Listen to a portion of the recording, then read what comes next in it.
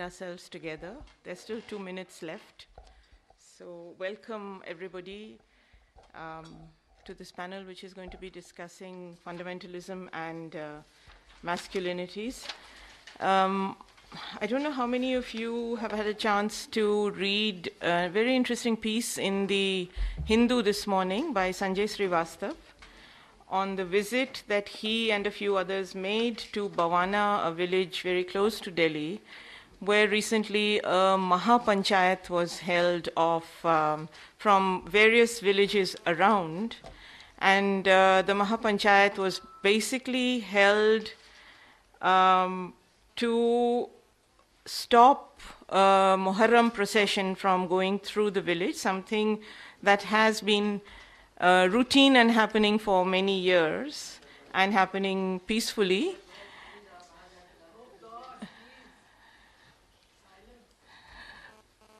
Yeah, if you could put your phones on silent, that would be great. What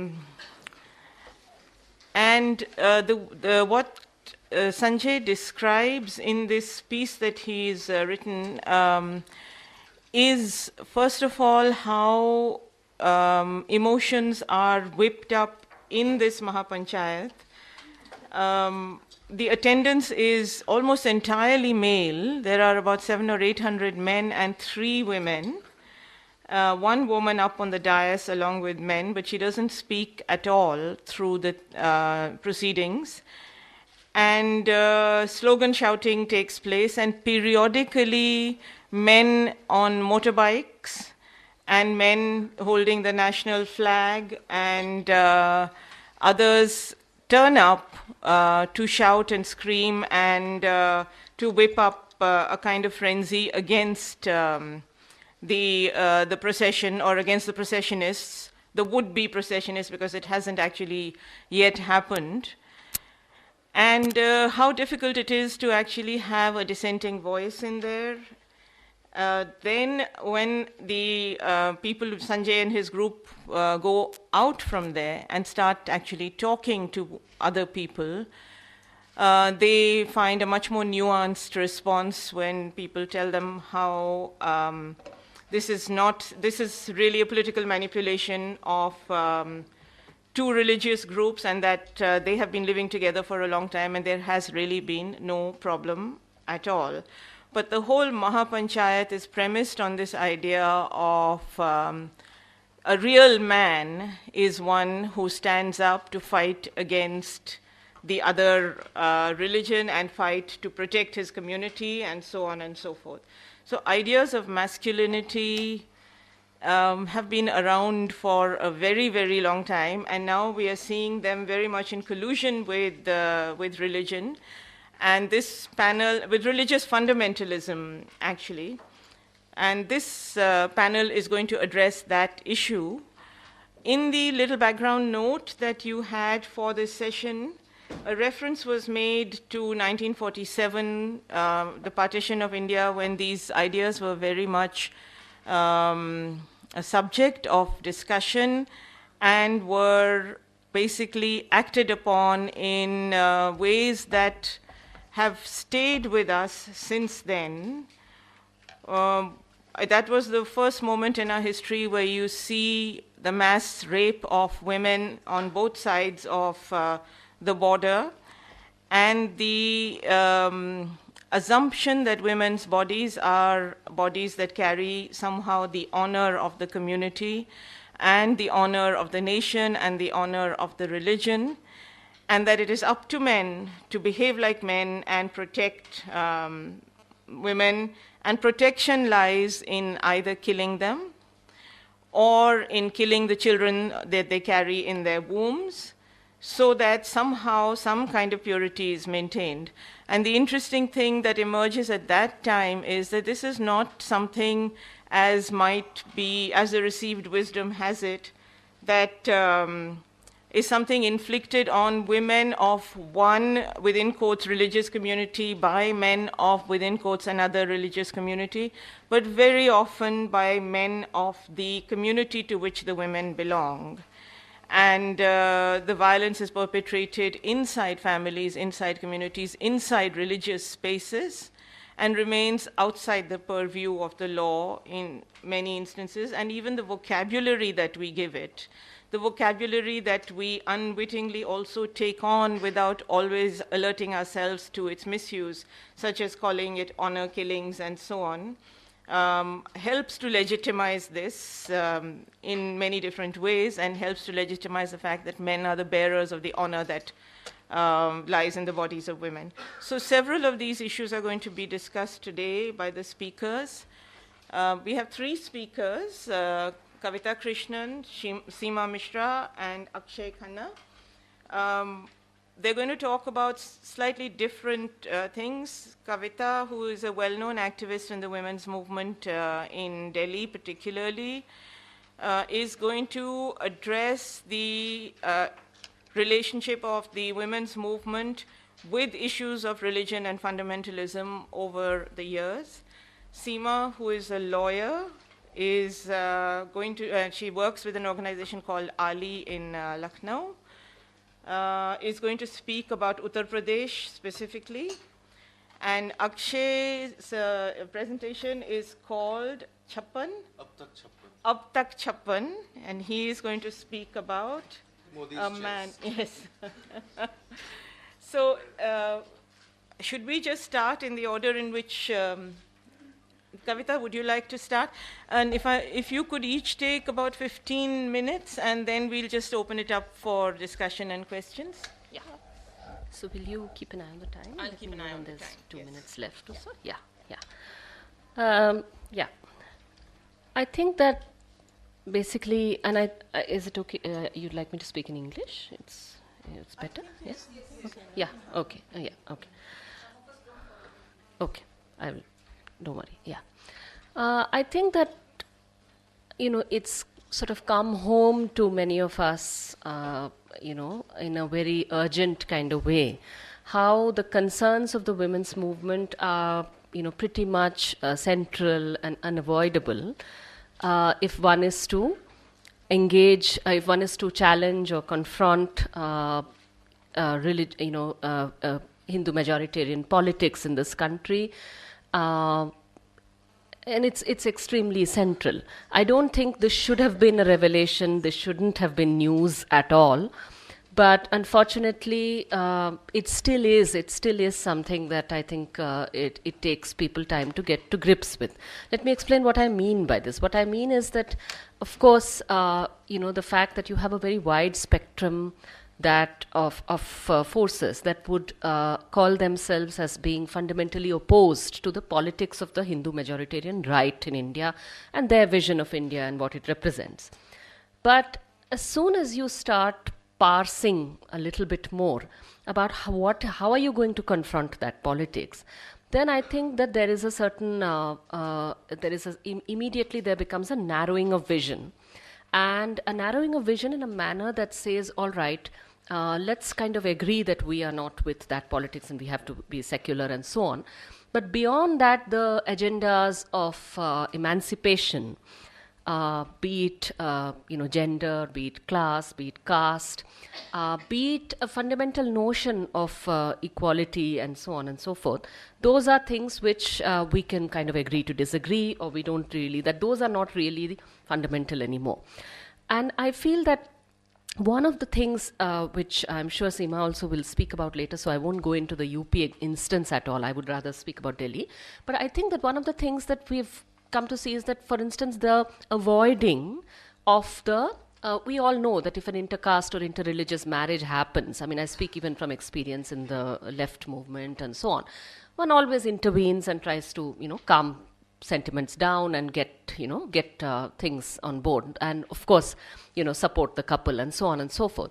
But the idea that this is something which we need to kind of confront head on, the right of women to choose who they please and marry who they please or love who they please, and not just women, but just about anybody, is something which there is a certain kind of coyness about actually saying in so many words. About saying that. There is a certain coyness about it, which says that, okay, you can say that maybe in urban spaces, but hum log gaon mein, how will, in a village, how are we going to? In the December 2012 movement against rape, one of the popular slogans was women's freedom. And I recall that in discussions, especially with youth activists working in villages, they would come up with this, arguments saying, look, you could have raised that slogan in Delhi, but if you're going to talk about women being free from their fathers, free from their brothers, and so on and so forth in the village, who's going to listen to us? We can't do that. So the idea that then I would ask them, well, if you're not going to be able to do that, then how on earth are you going to be able to confront the Hindu majoritarian right, the political parties that are actually knowing that that precisely is the the weak spot where they're going to hit, because the anxiety about controlling women's sexuality and reproduction and so on and so forth is absolutely central to communities everywhere, and castes and so on, and families, and that is exactly where they're going to hit, and they're going to play on that anxiety. So if you're not going to be able to talk about that anxiety, if it is going to be something that you're going to sidestep, how on earth are we all going to fight this? So clearly it is time to start that we should, rather than just being defensive, we need to kind of have an offensive strategy where you actually are able to talk about these issues on our terms rather than only in terms of defense. Which is why I think that, I think there is gradually a greater realization of that. Now, if you look at Delhi, I feel that, and of course not only Delhi, but the instances from UP also are similar, and everywhere else, in fact. The idea that we can't get away from the fact that there is this that the idea of women's, the issue of, for instance, violence against women and rape of women and so on, being something that touches a chord, that has been something which in recent times in India has been, a source of great agitation and so on and so forth, is something which we, of course, in the women's movement have acknowledged, have welcomed, and have responded to. But it is also something which the Hindu majoritarian right has very much had its eye on, and has also manipulated and mobilized in ways which have benefited it. And they've done it very deliberately. So the idea that an Amit Shah can give a speech saying that who wants riots? Riots don't. And the same thing was repeated in the Mahapanchayat in Bhavana by BJP leaders in the Mahapanchayat, saying that who wants riots? Nobody wants to riot. But the point is that if they attack our women, our mothers and sisters, then what are we supposed to do? That the riot is actually an example of defense of women and defense of women's rights is something which is an easy trope, which is which is extremely handy. It's an extremely low-hanging fruit which they can just pluck out and use whenever needed. So we need to really, really think very closely about that, about what are the ways in which we've been framing our own movements also. And have we also been easy with the idea that, okay, if the public response is ki mahilaon ki raksha, mahilaon ki suraksha, that's protection of women and so on and so forth, we haven't really thought about that vocabulary very much, and we've been happy to go along as long as we've felt we're defining it in our ways. But it isn't possible anymore to really rely upon the fact that it's going to be understood in our ways anymore. It is being understood in and defined in a very mainstream way, in a very aggressive way, in a very different way. And there the question arises, and I can tell you that in Bhavana, in Trilokpuri, many things have been merged, so I won't go into the details now. I think many of the details would be known. But the idea of protection of the cow, Go Raksha, Raksha of women, and Raksha of the nation. The protection of the cow, protection of women, and protection of the nation. All those have been things that have been invoked in Bhavana and in Trilokpuri, and in recently in another place in Delhi near Babarpur. Just a couple of days back, where the rumor that a cow had been killed was the occasion for instigating violence and so on. So, and Trilokpuri, again, there was some fresh tension recently where the rumor was that ladki chheda hai. So some Muslim boy has sexually harassed a Hindu Dalit girl. That was the thing.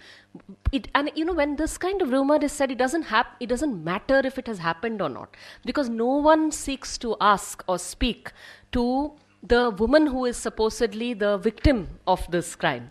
And this is something which we really need to think. The idea is that in her privacy, in her protection, we don't need to hear her.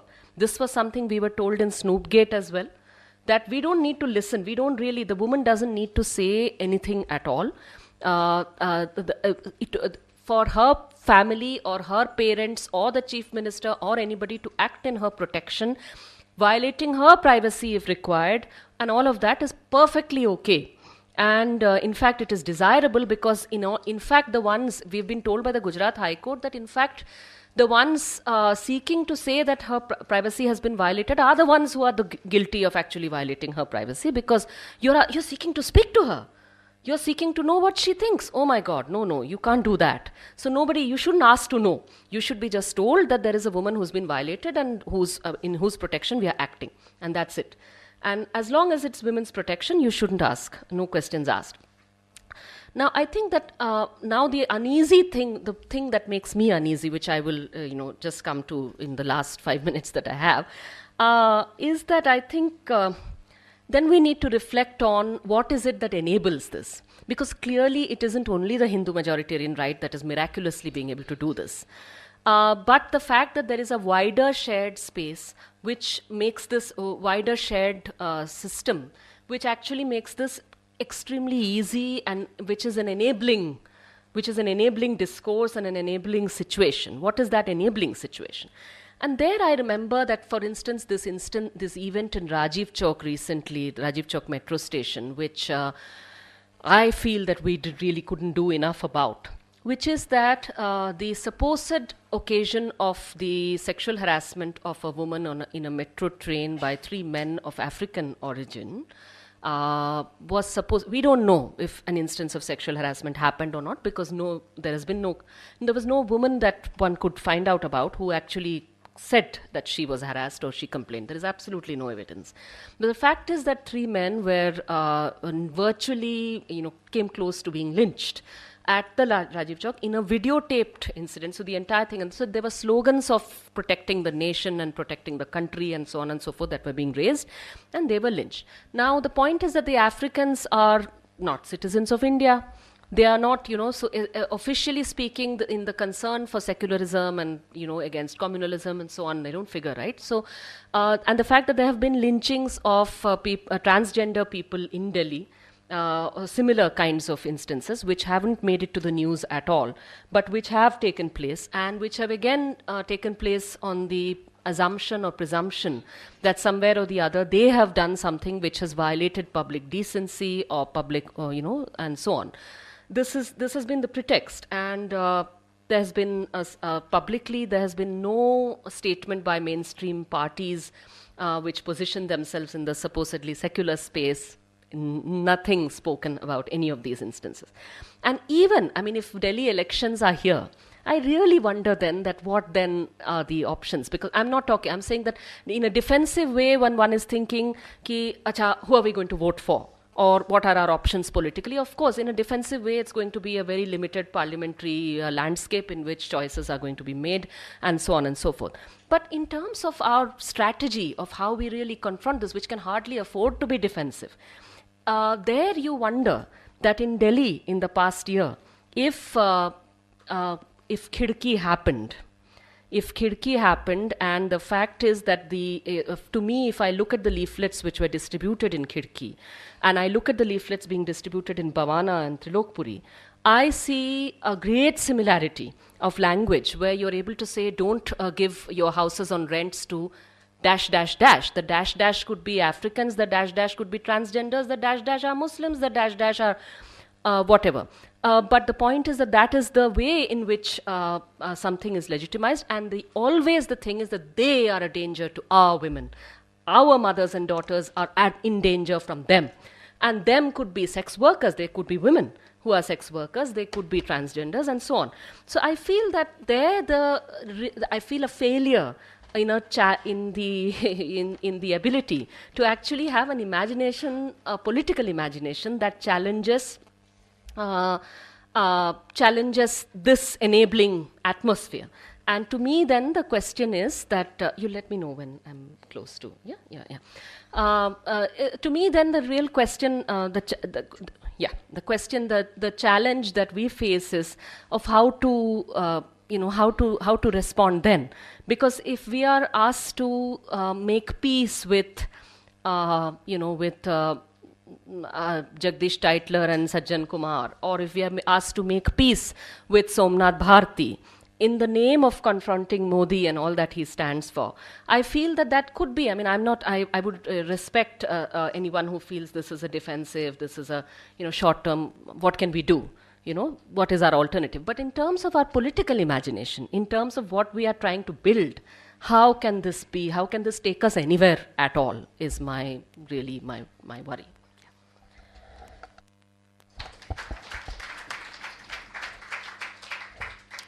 Thank you, Kavita.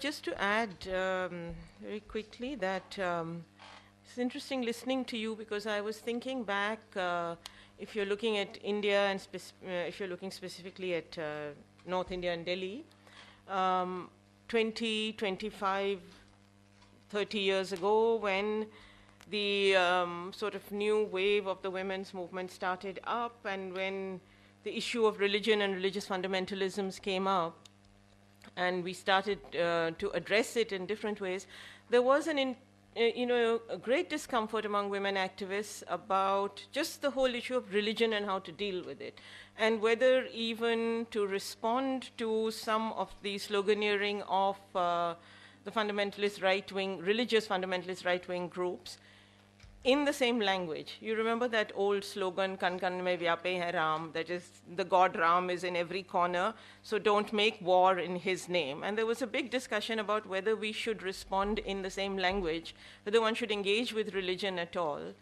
And from there, the sort of growing understanding and the importance of the enabling framework that you've laid out, and also, I think, interestingly, the dilemmas that are posed for activists in looking at a range of fundamentalisms, not necessarily only religious, but in looking at how the other is sort of defined and then attacked using that particular identity to corner the so-called other.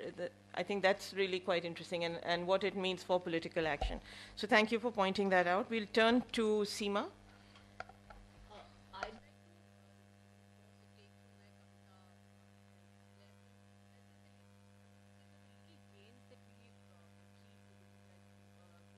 Movement has achieved in addressing issues of autonomy, sexual autonomy, and agency and right to take a decision on who they marry or whether they marry or not, is coming under a lot of threat because of this whole campaign of love jihad, and how difficult it is for women's groups at the grassroots to be able to counter it, and the whole discourse that they are creating. And it's for me, it's two steps back, or two or more steps back, and the spaces are becoming more and more limited, and it is allowing, it's emboldening very, very patriarchal and moralistic mindsets, and not only of the community, which you expect, which most women, when they come out and take the step of taking a choice and marrying out of the caste, the rules of caste and religion, the community rules, they expect a backlash from the community. But this kind of thing emboldens, the law enforcement agencies, and I would even go to the extent of saying even the courts. And so the discourse that is in Uttar Pradesh these days, from kind of July 2014 onwards, just want to give you a little bit of flavor of that, and it's by none other than a 5-time Bharatiya Janata Party member of Parliament, Yogi Adityanath. He says in a reply to a Muslim politician of the state, saying that, there needs to be Hindu-Muslim unity, just like the relationship of Akbar and Jodha, referring to the 16th century Mughal king and his marriage to the Hindu Rajput princess. He says, "Ab koi Jodha Akbar ke saath nahi jayegi." And that's very clear. Then he goes on, his other statement, which has been highlighted in the press, is, "Ab dusht Sikandar apni putri Chandragupt ko dega." This whole notion of this wicked invader we'll force him to give his daughter to this pure Hindu king. And of course, he was caught on camera in a video saying that if they take 10 Hindu women, then we'll take 100 Muslim girls. And of course, the most horrific, from my point of view, is for me is saying that most rapes are by Muslim boys, and these are extremely dangerous things. And this is what's been this is where the love jihad thing and this whole thing is taken off from. It of course kick-started in July by this crazy incident and a complaint by the father of a 20-year-old girl in a village in Meerut, saying that she had been gang raped, taken to a madrasa, kept illegally detained there, gang raped by the Muslim village pradhan and the cleric and others. And she had to go through, she was forcibly converted, had to go through an abortion. 3 months later, the girl has done a U-turn and said she went willingly with this boy and has filed a complaint against her parents and is living in a shelter home. The other one to hit the media and take on the imagination was the case of in Ranchi of the national shooter who came out and said that I married this man Ranjit. Though he claimed to be a Hindu, he married her by Hindu ceremony, but was trying to forcibly convert her in the confines of the home. But interestingly, and there was a huge imagery in the media of her holding photographs of Hindu gods and with headlines saying, forcible conversion. And interestingly, on Friday, the charge sheet was filed against this man and his 82-year-old mother. And it was only under sections of cruelty, under section 498A of the IPC, and nothing to do with forcible conversion. What I'm saying is, where has this suddenly come up from? And I submit it's an inorganic issue being created to polarize communities for political gains. And this has worked repeatedly. And that is what Kavita is saying is happening in Delhi. This is leading up to the elections, and this has worked repeatedly, because at the ground level, nothing like this happens. And has it come up suddenly? It's always been simmering. We've heard in 2006, Babu Bajrang Ali saying that, we have a time bomb in our houses. Our daughters are our honor. Don't let that explode. And we've had these statements. We've also had a Kerala High Court judge order investigation into the whole notion of love jihad on a completely unrelated matter. So this whole, the media, it's got the media's attention, and this whole notion of we are being emasculated, our girls are being taken away, is really playing off, and there is no scope. This whole debate completely, as Kavita said, negates there is no discourse on women's autonomy, agency, decision making, nothing of constitutional values. All the gains that we have gone are, there is, you're constantly taking a step back. I was in a meeting in Ranchi last weekend with lawyers. I didn't want to say Ranchi, anyway, with lawyers and of district and high court lawyers, and their question was, when I raised this issue, is why is it only Hindu girls are being preyed? Why is it only Hindu girls are being trapped? Why don't Muslim girls marry Hindu boys? Where is your evidence that they don't? But we are not going on evidence like Kavita said. We are just going on emotion. To such an extent that the lawyer of a boy, a Marwadi Hindu boy, who had married a Muslim girl and had come to the High Court for bail, was being congratulated by the entire, by a large number of members of the bar and the bench, and saying, go congratulate him, he has managed to take one of theirs. So that is the whole notion that we are dealing with. And again, is this happening? What is this at the ground level? Like I'm saying, it's nothing to do with evidence. In a meeting with the grassroots activists who work on violence against women, all of them said that they heard about love jihad either from the television or WhatsApp messages being circulated. There are a large number of these WhatsApp messages being circulated. And so then the next step was that, does this really happen? And they said no. Like Kavita is saying, there are numerous, constantly cases of, even in villages, of men, boys, young boys and girls marrying outside caste and religious barriers. They're choosing their partners, and there is a backlash. And the people who assist them, help them, are also threatened. And it's a large number of them are of intercaste marriages. And that is what they said, and we have to deal with this repeatedly. The only two people in this meeting who got agitated were two men who said, no, no, no, there is love jihad. And then we asked them, where are your examples? Again, they were only quoted, they could only cite examples from the media.